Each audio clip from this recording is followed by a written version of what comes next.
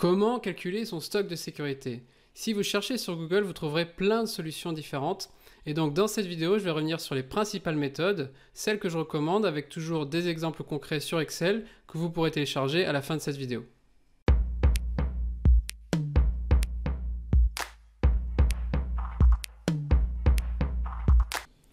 Donc pourquoi un stock de sécurité? Vous avez besoin d'un stock de sécurité pour vous couvrir sur deux aléas ou deux incertitudes, la demande et le délai. Donc sur la demande, vous avez différents types de produits. Vous avez des produits qui sont très stables, comme par exemple le papier toilette, et vous avez des produits beaucoup plus incertains, comme le parapluie. Donc vous ne vendez des parapluies que quand il pleut, et donc vous aurez probablement une meilleure qualité de prévision sur le papier toilette que sur le parapluie, et donc vous allez devoir avoir un stock de sécurité plus fort sur le parapluie pour couvrir cette incertitude. Sur le délai, donc par exemple, imaginez que vous produisez en Chine et que vous livrez en France, vous pouvez avoir un aléa sur la production, par exemple pas de composants ou un retard de production, un problème sur le transport, un problème sur le dédouanement, la réception, ou vous pouvez même avoir un aléa sur la partie informatique. Donc je connaissais une entreprise qui confirmait ses commandes seulement entre 24 et 48 heures juste pour la partie informatique. Donc vous voyez, vous avez un délai qui peut être différent, un délai moyen 60 jours, et vous avez certaines livraisons qui vont arriver en avance et certaines livraisons qui vont arriver beaucoup plus tard, 70 jours, voire 120 jours si par exemple le fournisseur n'a plus du tout de composants disponibles. Et donc vous allez devoir encore une fois avec ce stock de sécurité vous couvrir sur cette incertitude, délai et demande. Donc avant de parler des différentes méthodes, je reviens juste sur la formule et la méthode de Wilson que j'ai présentée dans une autre vidéo que je vous invite à aller voir. Donc en gros la formule de Wilson va vous optimiser la fréquence de commande et la quantité à commander. Le problème, c'est que cette méthode ne va pas vous couvrir si par exemple vous avez une forte vente qui était non prévue. Et donc vous allez combiner cette formule de Wilson avec ce fameux stock de sécurité. Donc vous avez un stock de sécurité et ensuite vous allez recommander. Donc pour recommander, on appelle ça un point de commande. Vous n'allez pas recommander quand vous arrivez au niveau du stock de sécurité. Vous allez recommander X jours avant d'arriver sur ce fameux stock de sécurité. Donc par exemple, si vous avez un délai de 10 jours, vous allez commander 10 jours avant de consommer les pièces pour arriver au stock de sécurité. Donc ça, c'est la théorie, mais dans la réalité, vous allez voir que le stock de sécurité va venir amortir un problème sur la demande ou un problème sur le délai pour limiter l'impact sur votre taux de service ou taux de disponibilité client. Donc avant de revenir sur les formules, je voulais vraiment insister sur les risques d'un stock de sécurité. Donc stock de sécurité, ça peut paraître rassurant. Ah, tu as mis un stock de sécurité, super. Mais en fait, ça couvre souvent des problèmes de fond, comme par exemple des problèmes de gestion de stock, de prévision, des fournisseurs qui ne sont pas fiables, des retards de production ou des problèmes logistiques. Et donc on vient mettre ce fameux stock de sécurité pour venir un peu cacher ces problèmes. Et sachant que le coût du stock est largement sous-estimé par les entreprises, j'en reparlerai dans une autre vidéo, je vous conseille en tout cas d'être très vigilant sur vos stocks de sécurité et vous concentrer sur les problèmes de fond que je viens de citer en vous concentrant toujours sur l'équilibre entre le taux de service, taux de dispo client et le coût du stock. Donc maintenant, concrètement, je vais vous présenter 6 méthodes de calcul de stock de sécurité. Donc la première méthode que je vais présenter, c'est la méthode basique que j'appelle aussi à l'ancienne. Et donc en gros, vous allez simplement dire je veux X jours de vente de sécurité. Donc par exemple, vous avez une vente moyenne de 100 quantités par jour pour un produit, vous avez un délai moyen de 10 jours, et vous dites je veux 5 jours de vente moyenne en stock de sécurité. Donc votre stock de sécurité, c'est simplement 100 x 5, donc 500 quantités. Et votre point de commande, c'est le stock de sécurité plus la vente moyenne fois le délai. Donc 500 plus 100 x 10, donc 1500 quantités. Donc si on retourne sur le graphe pour illustrer cet exemple, vous avez un stock de sécurité de 500, vous avez un point de commande de 1500, donc quand vous allez arriver à 1500 quantités, vous allez passer une commande de 2000 pièces qui vous est donnée par la formule de Wilson. Et donc pendant le délai de transit, vous allez avoir 10 jours, donc 10 jours fois 100, vous allez consommer 1000 pièces, donc vous allez tomber à 500, et vous allez recevoir d'un coup 2000 quantités, etc. etc. Donc ça illustre bien l'exemple stock de sécurité point de commande. Mais donc par contre sur cette méthode de calcul, elle est extrêmement basique, elle est très manuelle, donc elle reste figée dans le temps, et elle n'a pas vraiment de logique, donc on appelle ça aussi, c'est un peu à l'expérience, des personnes à l'expérience vont dire il vous faut 5, 6, 7, 10 jours de stock. Je vous la conseille uniquement si vous avez des très faibles ventes ou très peu de données fiables. Et en tout cas, je vous conseille au moins de la combiner avec une classification ABC, voire XYZ, pour dire au moins sur les fortes ventes, je mets plus ou moins de stock, etc. etc. Donc ça, j'en reparle dans une vidéo qui s'appelle classification ABC XYZ. Deuxième méthode, donc c'est la méthode moyenne max, que j'appelle aussi la méthode du bon père de famille. Et donc vous allez utiliser en gros la vente maximum fois le délai maximum, moins la vente moyenne fois le délai moyen. Donc concrètement sur Excel, je vous ai préparé des petits exemples. Donc vous avez des ventes sur 12 mois avec un total de 12 000, une moyenne par mois de 1000, ensuite vous passez par jour, donc vous divisez par 365, à peu près 33 pièces par jour. Et votre vente maximum par jour est de 39,5. Donc vous prenez le mois max, avec la formule max, que vous divisez par le nombre de jours dans un mois. Ensuite, vous avez eu 10 livraisons pendant ces 12 mois, et le délai moyen est de 35 jours, moyenne. Le délai maximum est de 40 jours donc c'était pour la livraison numéro 4. Donc ici, vous voyez l'évolution des ventes et l'évolution du délai. Et donc la formule de ce stock de sécurité, vous allez multiplier le délai max fois le vente de jour max, moins le délai moyen fois le vente jour moyenne. Donc en gros, ça vous fait ça. Ce qui vous donne un stock de sécurité de 427. Et pour le point de commande, c'est toujours la même formule. Vous allez additionner le stock de sécurité plus la vente moyenne fois le délai moyen, ce qui vous donne 1578. Sachant que si vous avez des prévisions, vous pouvez toujours remplacer les ventes moyennes par des prévisions moyennes. Donc cette méthode qui est assez courante, elle a l'avantage d'être assez simple si vous avez les données. Le problème, c'est que si vous avez par exemple un délai qui est extrêmement long une seule fois, vous allez très fortement impacter votre formule. Pareil pour les ventes. Donc faites attention, je vous conseille de plafonner le délai des ventes par un pourcentage par exemple. Et aussi, cette méthode ne prend pas en compte un taux de service cible en fonction du type de produit ou du risque des produits. Et donc ça, je vais en parler dans les prochaines méthodes. Donc la méthode suivante, c'est la méthode qui va utiliser une distribution normale. On appelle aussi cette méthode la méthode King. Donc de manière très rapide, qu'est-ce que la distribution normale? Donc c'est une loi mathématique qui va venir prévoir une probabilité de vendre une certaine quantité. Donc par exemple, si vous vendez en moyenne 1000 quantités, vous avez une grande probabilité d'en vendre autour de 1000. Vous avez une probabilité qui est beaucoup plus faible d'en vendre par exemple 100 quantités ou 2000 quantités. Donc vous voyez que cette loi est symétrique. Vous avez autant de chances d'en vendre moins de 1000 le mois prochain que plus de 1000 le mois prochain.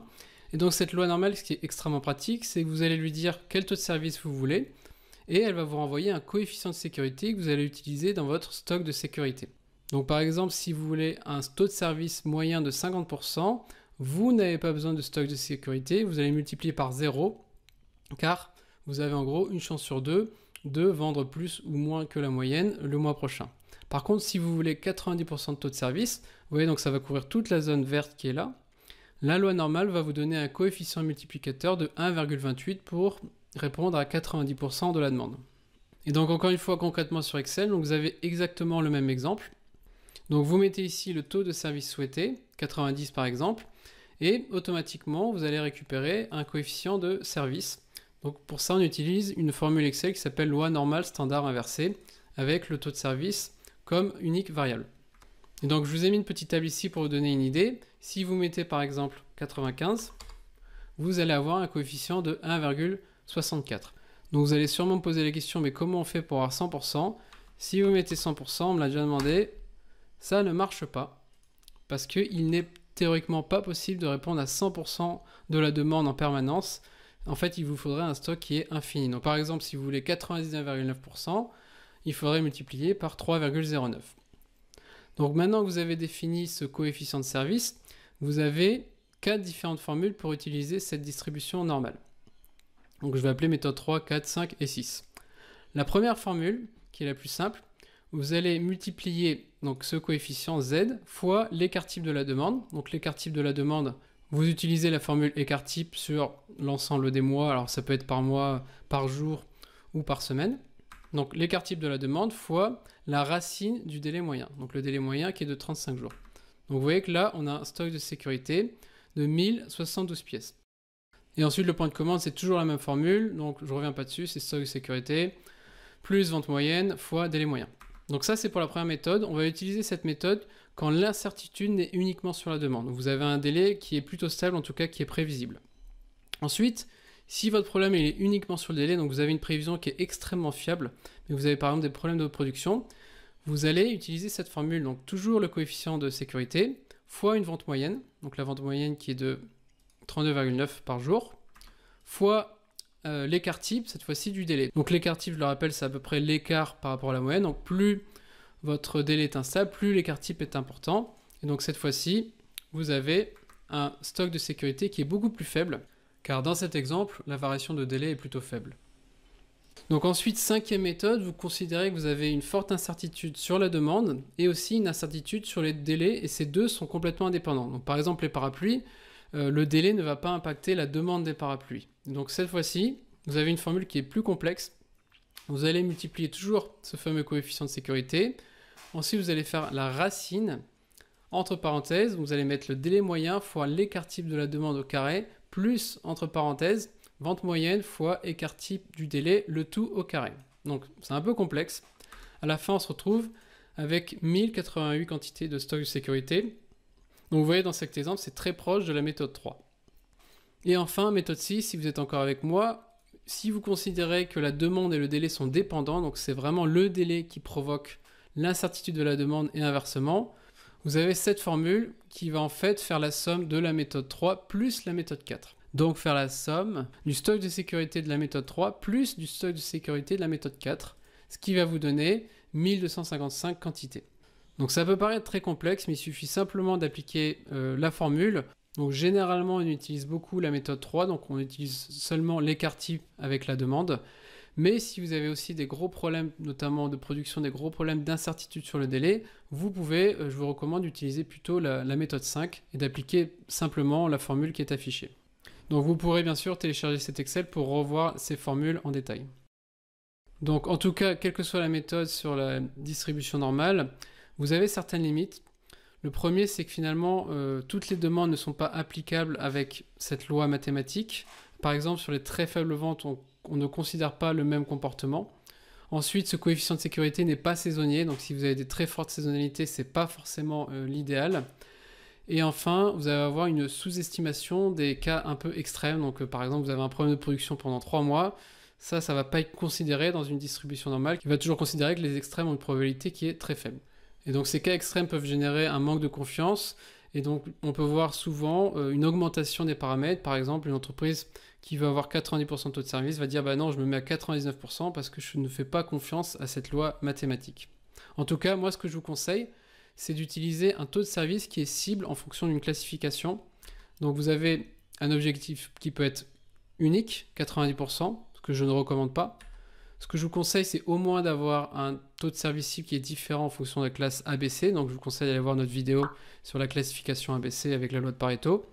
Et ce que je vous conseille vraiment, c'est une classification, ce qu'on appelle ABC XYZ, où XYZ représente en fait l'incertitude. Donc on voyait les courbes tout à l'heure. Et je vous conseille d'avoir des objectifs qui sont différents. Ça, encore une fois, je l'explique dans la vidéo sur la classification ABC XYZ. Donc il existe plein d'autres méthodes. Loi binomiale, vous pouvez utiliser une loi de Poisson, la méthode de McKinsey, la méthode de Grizzly. Donc je donnerai plus de détails sur notre site internet. En tout cas, je vous ai présenté les principales. Et si je reviens sur la question comment choisir la bonne méthode, le plus important déjà, c'est la qualité des données, qui est plus importante finalement que la méthode en termes de vente et de délai. Ensuite, si vous avez des faibles volumes, je vous conseille d'utiliser la méthode moyenne-max. Donc je vous conseille d'utiliser cette méthode.